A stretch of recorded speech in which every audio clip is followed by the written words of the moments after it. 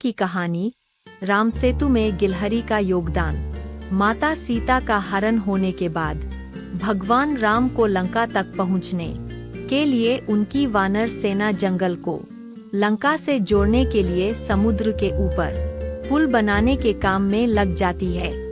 पुल बनाने के लिए पत्थर पर भगवान श्री राम का नाम लिखकर पूरी सेना समुद्र में पत्थर डालती है। भगवान राम का नाम लिखे जाने की वजह से पत्थर समुद्र में डूबने के बजाय तैरने लगते हैं। यह सब देखकर सभी वानर काफी खुश होते हैं और तेजी से पुल बनाने के लिए पत्थर समुद्र में डालने लगते हैं। भगवान राम पुल बनाने के लिए अपनी सेना के उत्साह, समर्पण और जुनून को देखकर काफी खुश होते हैं।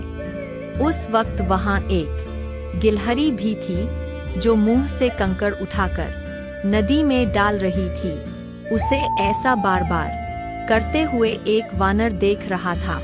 कुछ देर बाद वानर गिलहरी को देखकर मजाक बनाता है। वानर कहता है, हे गिलहरी, तुम इतनी छोटी सी हो, समुद्र से दूर रहो। कहीं ऐसा न हो कि तुम इन्हीं पत्थरों के नीचे दब जाओ।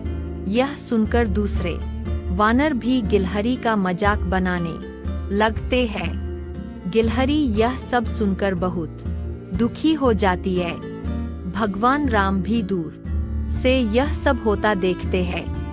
गिलहरी की नजर जैसे ही भगवान राम पर पड़ती है, वो रोते रोते भगवान राम के समीप पहुंच जाती है। परेशान गिलहरी श्री राम से सभी वानरों की शिकायत करती है। तब भगवान राम खड़े होते हैं और वानर सेना को दिखाते हैं कि गिलहरी ने जिन कंकड़ों व छोटे पत्थरों को फेंका था, वो कैसे बड़े पत्थरों को एक दूसरे से जोड़ने का काम कर रहे हैं। भगवान राम कहते हैं, अगर गिलहरी इन कंकड़ों को नहीं डालती तो तुम्हारे द्वारा फेंके गए सारे पत्थर इधर उधर बिखरे रहते।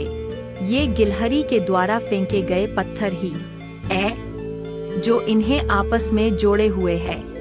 पुल बनाने के लिए गिलहरी का योगदान भी वानर सेना के सदस्यों जैसा ही अमूल्य है। इतना सब कहकर भगवान राम बड़े ही प्यार से गिलहरी को अपने हाथों से उठाते फिर गिलहरी के कार्य की सराहना करते हुए श्री राम उसकी पीठ पर बड़े ही प्यार से हाथ फेरने लगते हैं। भगवान के हाथ फेरते ही गिलहरी के छोटे से शरीर पर उनकी उंगलियों के निशान बन जाते।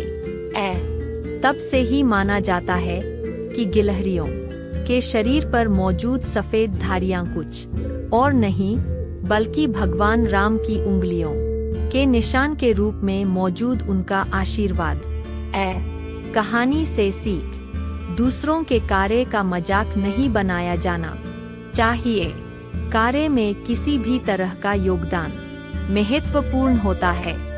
साथ ही दूसरों द्वारा मजाक बनाए जाने के बावजूद आपको अपना आत्मविश्वास नहीं खोना चाहिए।